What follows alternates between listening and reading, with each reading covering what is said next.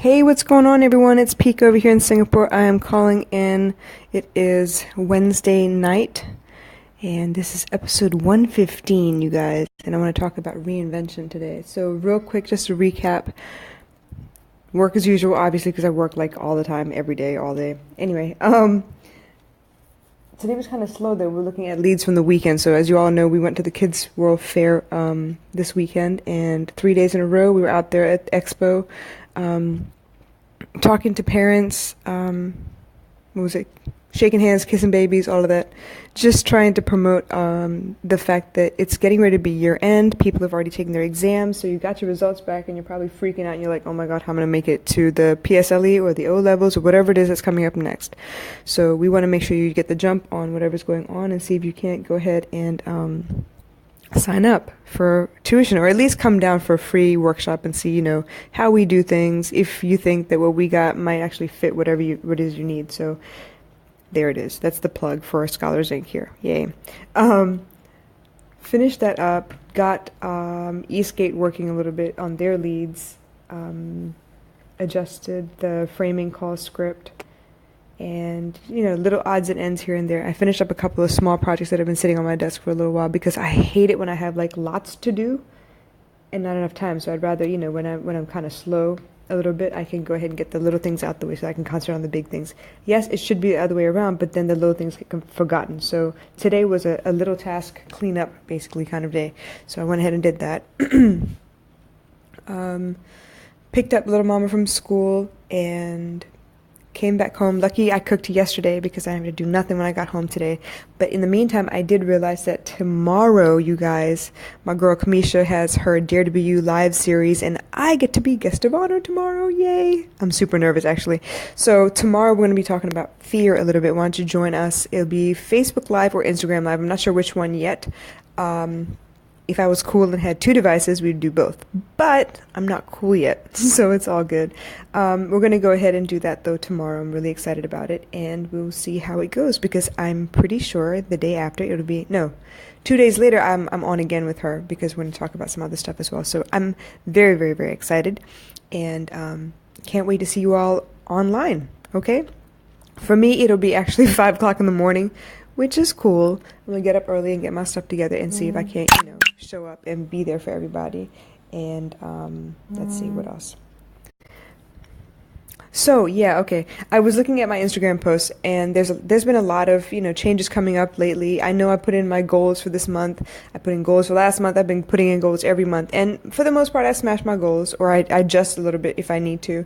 But as the month is progressing, and I'm feeling the pressure because 2018 is looming, I am looking at the things that I can do better, smarter, so that when I get to 2018, or the edge of 2018, I can actually launch some stuff and be a little smarter about the way I spend my time. Right now, I'm chasing my own tail, and it's a lot of work to chase my own tail. Yeah, it's a lot of work to keep up with my business the way that I am. It's not smart. So I need to automate and adjust and see what I can do. So I want to talk to you about reinvention.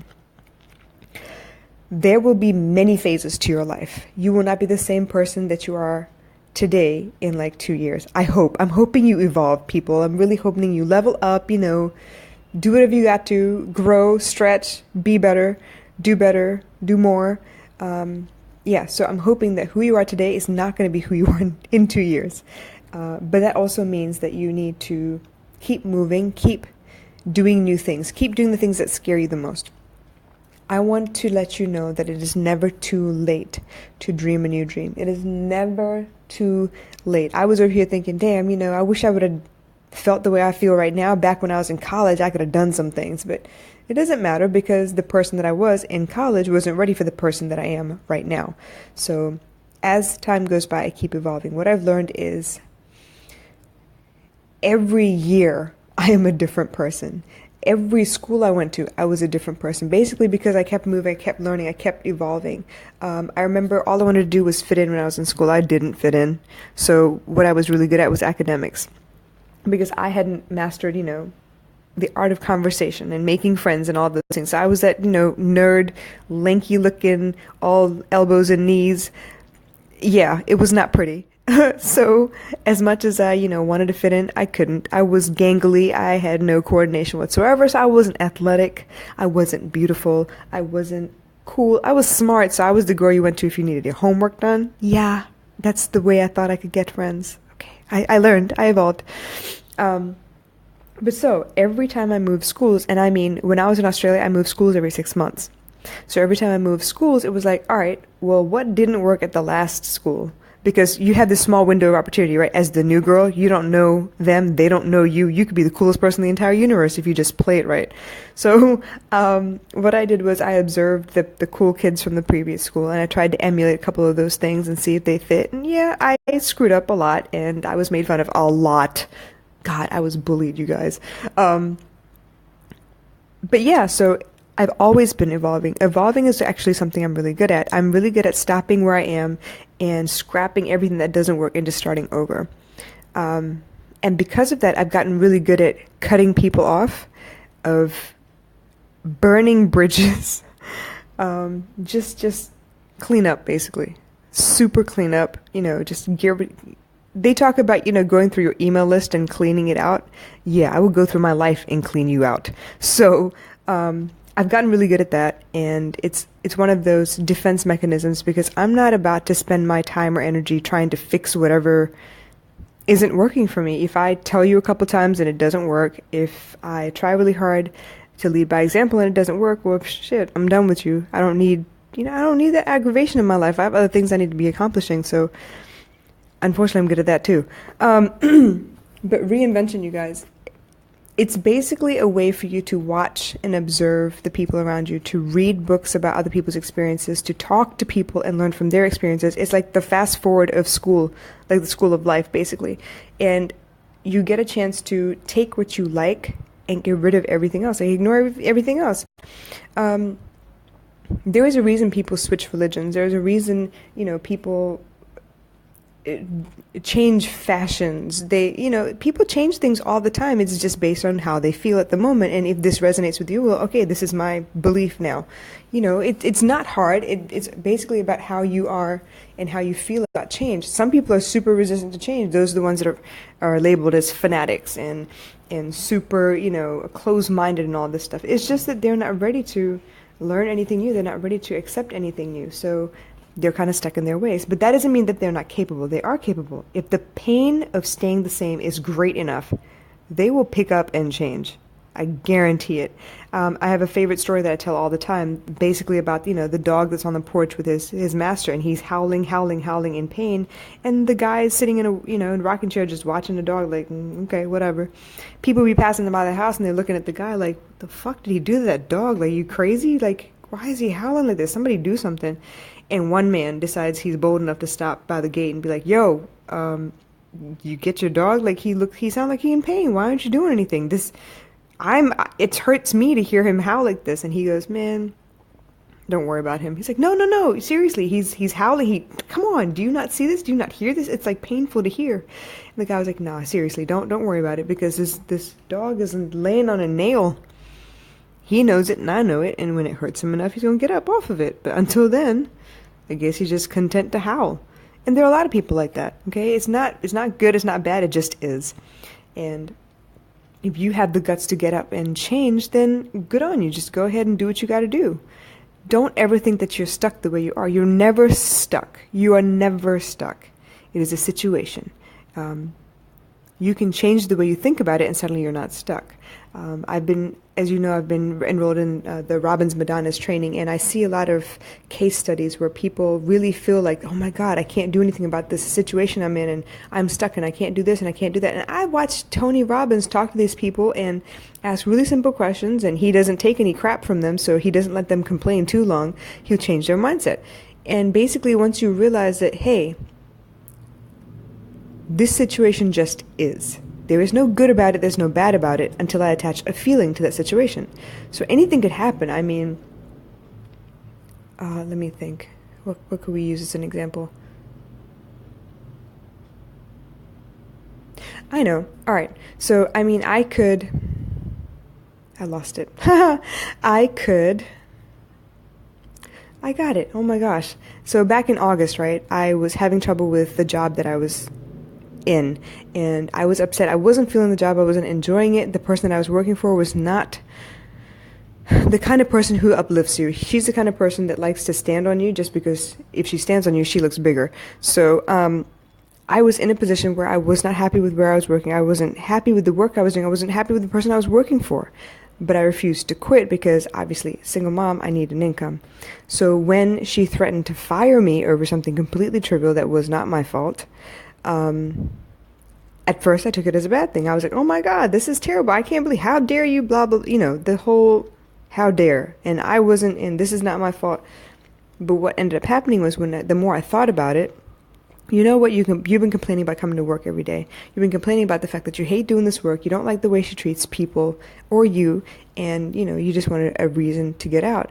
And guess what? That was the universe's way of giving me a way out. So once I realized that this was an opportunity for me to begin again, where I was no longer stuck. See, okay, the way I see work is basically, before you apply for work, the world is your oyster. You could pick any one of a million different options. But once you decide what it is you want, it's kind of like you narrowed your view all the way down to like these few items or whatever, and suddenly you don't have all these options. Suddenly it's like, okay, this or this, which one? Pick, hurry up. So that's the part about choice that I don't like. But I mean, obviously I live in a very, matrix like world. I have to make a choice. I have to do something. I can't just sit around and pretend like, that I have all the choices in the world and all the time in the world too. So what started off as a bad thing turned into a great thing because I suddenly felt a weight lift off my shoulders because I didn't have to see this person anymore. I didn't have to do the 1,000,010 projects that she decided to throw on my table whenever she felt like it. I didn't have to deal with the way that it was disorganized. There was chaos. There was drama. It was always drama somewhere around it. So on the one hand, I was upset about the idea of no longer having a job. But then when I realized that I did not have that job and it opened up the possibilities for others, I felt a lot lighter. I felt a lot different about the situation. Another example in the same vein is my marriage. I chose the man I was with, obviously. I loved him. I was happy to be with him. I was happy to help out. I felt purpose because here was a single father with 2 children by 2 different moms, and the moms were giving him trouble, and he was having trouble, and he couldn't keep up. And I was like, you know what? I could definitely help that situation. I could definitely take care of those kids. I could definitely take care of him. I'd definitely make that into a family. This is exactly what the hell I did. I pulled everything together. I made everyone, come together under one roof. I made sure that they had 3 cooked meals a day. I made sure the house was clean, the clothes were clean. I dropped them, picked them up from school, like all that stuff, man. I took care of that because that's who I am. That's just who I am. I'm a mom. Ask any of my friends. Anytime we go out, I'm the mom. I'm like designated Dan. I make sure everybody gets home safe. But the point being, after a while, because things changed between us, because he evolved and I evolved, but we were no longer on the same frequency, I decided that this situation no longer served me, and I couldn't wrap my head around the fact that I was about to undo something that I had done. I was going to undo a promise that I made. Basically, I felt terrible about the situation because more than anything else, I was about to leave these 2 kids whom I had taken the time to get to know. I had to fight tooth and nail to make sure that I was accepted into their families, their mom's side of the families, to make sure that they trusted me enough to take care of them. So many things, I had so many rings of fire I had to jump through. And I got there and I had it made, man. The only thing I've ever wanted was to be that mom where my kids could stay home and bring their friends over to our house so I know where the kids are and I know who their friends are. They all feel comfortable. I don't mind feeding the entire neighborhood if I have to, but that's the kind of mom I wanted to be. And I got that. I did that. I made sure that happened. But here I was in a situation where I could no longer be in that house. I was no longer myself. I was a shadow of myself. I had actually disintegrated into almost nothingness. I was down to about 98 pounds. Okay, for a grown-ass woman to be 98 pounds, that is no joke. That is not funny. It's not cute. I was miserable. I was depressed. I was sick. I was very, very sick. And to have a baby on my hip at the same time, not the best situation at all. So I was no longer in a position where this this situation served me, and I didn't feel like I was doing the best that I could, because I can't serve from an empty vessel. I can try, but it's not going to be my best work. I can't say that I'm proud of the way I treat people at that point. So a lot of things suffered, but I decided that I could change my point of view. Even though I was in a situation where, I felt terrible about leaving, I felt terrible about stopping halfway through, I didn't see it through, there was no way that I could reconcile, and I tried everything. I tried being quiet and not saying things that came to mind. I tried apologizing, because it takes two hands to clap, right? So obviously he's not the only problem. I'm part of the problem too. So whatever I thought that I had done wrong, I apologize for. I apologize first, because you know what? The relationship is more important than anything else. But somehow or another, it still didn't work. Okay? So what I ended up doing was I had to decide, what is more important, to try and save this marriage, or to make sure that my daughter does not have any bad memories of her father? Because we were fighting tooth and nail all the time, to the point that, I basically lived upstairs, and he came upstairs when he felt like it. If he had to use the bathroom to get dressed in the morning, that's pretty much it. So we were avoiding each other within the house. So obviously the kids could feel it. It wasn't ideal, and I didn't want the kids to go through that. They'd seen and lived through so much already. So I made the decision. And once I made that decision, suddenly the whole world opened up to me, because I had other options now. It's not that I wanted to go jump into bed with somebody else. It's not that I wanted another husband right away or anything. Man, I've been single for 4 years, okay? I'm not looking for anybody. I wasn't looking for anybody.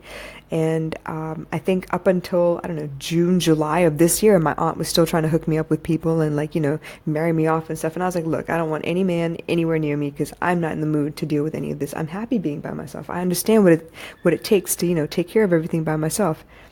Now, on a deeper level, yeah, of course, I don't want to be Superwoman every day. I would love for someone to be able to give me a break so that we could just be human for a little while. But that time will come too, one day, maybe. I don't know. But that's not the point.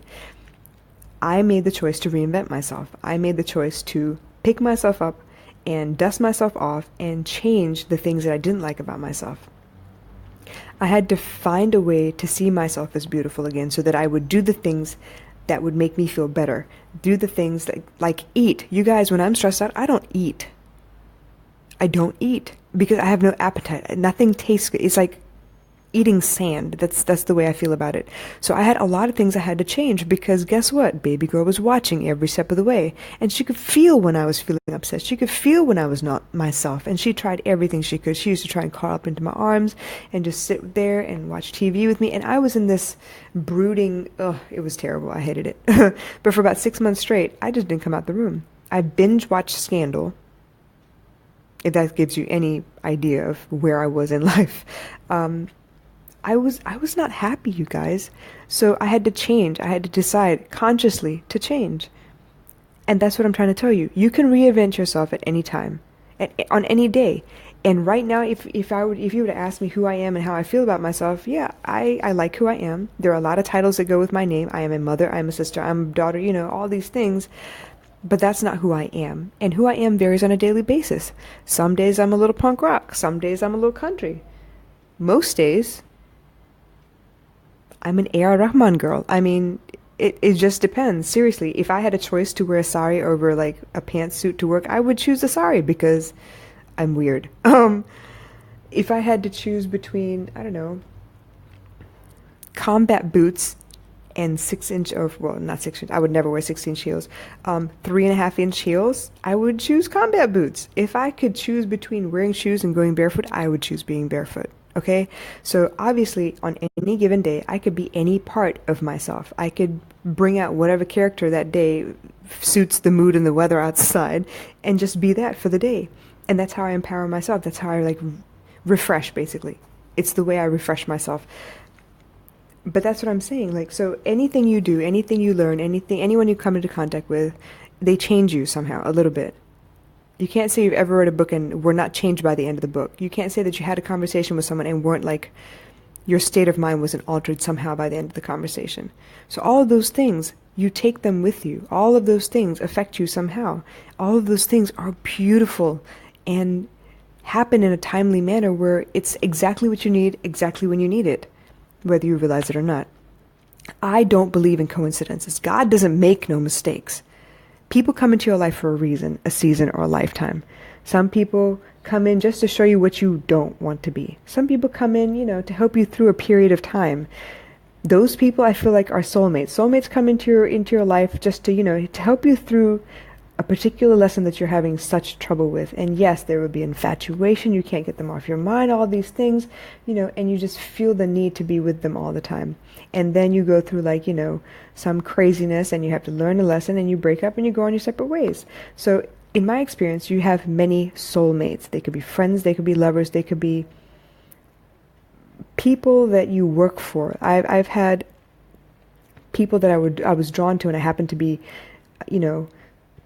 happened to work under them, and they brought out the best in me.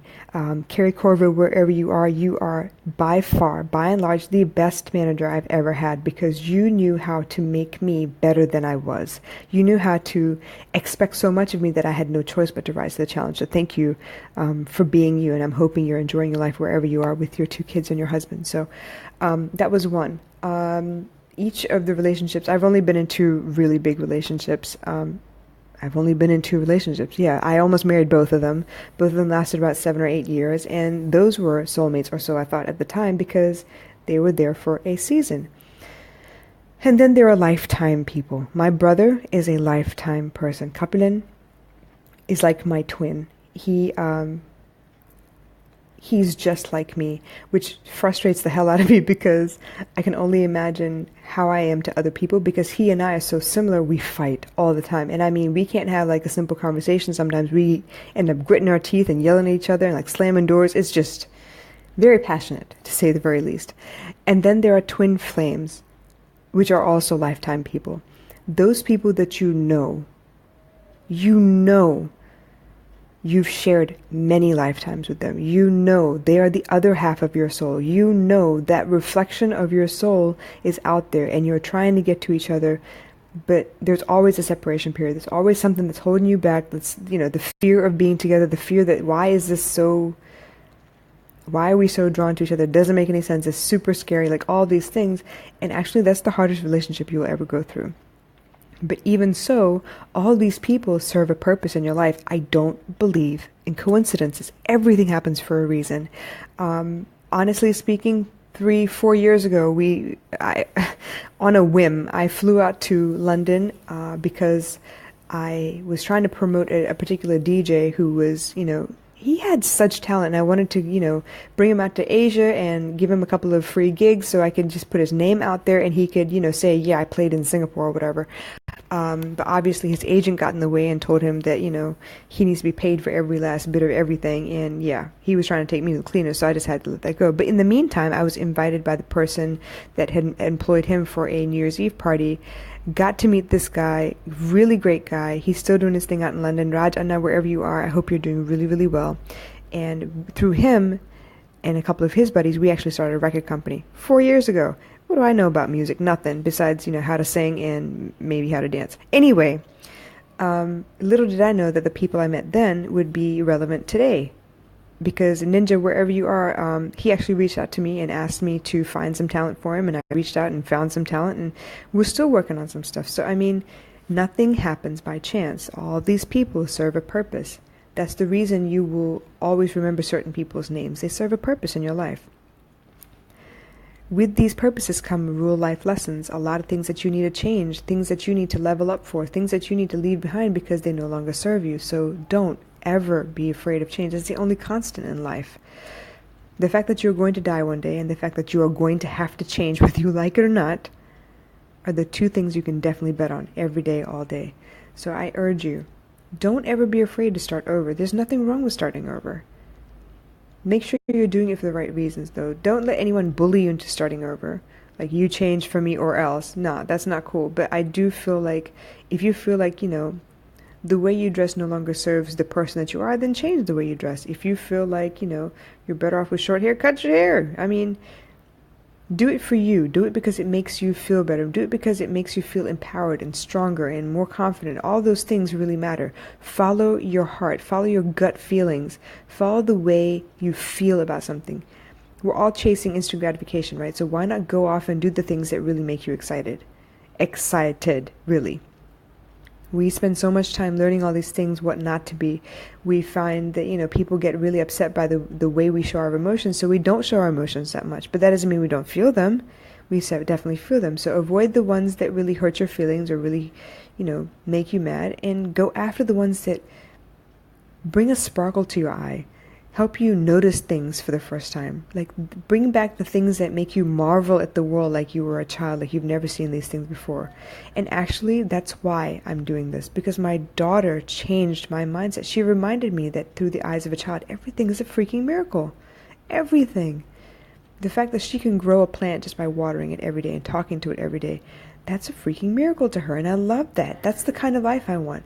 I don't want to be thinking about bills the whole time. I want to actually notice the world around me. I'm in love with trees. I want to take pictures of trees, honestly, really. Super stupid, but to be around trees helps me feel like so peaceful and so grounded. So back to the topic at hand, because I tend to rant, right?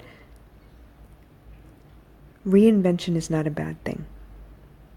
Don't wait until the end of a really, really bad situation to reinvent yourself. Reinvent yourself along the way. There's nothing wrong with that. We all do it, whether you realize it or not. I mean, you watch a movie, you find someone that says something really cool or funny, you see a meme that's like hilarious, and somehow that's added into your vocabulary or your phrase bank, or whatever you want to call it. You begin to speak like the people you emulate, the people you look up to. So those things are actually really important. Reinvent yourself is not a bad thing. I'm a big fan of the phoenix and everything it stands for, because I feel like I should be able to burn down whoever I was before and start brand new all over again. Because that's the only way I feel like fresh and renewed, and my strength comes back, and I feel like, I can take on the world again. Sometimes I need that. So please, don't be afraid. Do what you have to do. Because in the end, you have to be happy. It doesn't matter if anyone else is happy with you. You have to be happy. You have to be proud of yourself. You have to be able to look in the mirror and be like, you know what? Yeah, I did the damn thing today. I crushed it. I did what I had to do. I got through today. Let's see what tomorrow brings. I don't want you sitting there talking about, oh man, why me? Why is this happening to me? Why is life happening to me? I would rather you stand up and be like, you know what? That's the best you got? Try me. Let's see if we can get through this. Because I have faith in you. You can do this. You just got to change the parts of you that no longer work and level up. All right, you guys, I better get some rest because, I have a 4:30 alarm for a 5 o'clock interview, and I want to talk to you guys about fear. All right? Well, y'all join us, Kamisha RM, and she's the confidence architect. She's a really good friend of mine, and she's got this Dare to Be You series that's really pushing for full-on confidence makeover. So please, please, please join us on Facebook Live or Instagram Live. I'm not sure which one it is. As soon as I know, I will definitely post so y'all know where to follow us. All right, you guys, love you, and y'all take care.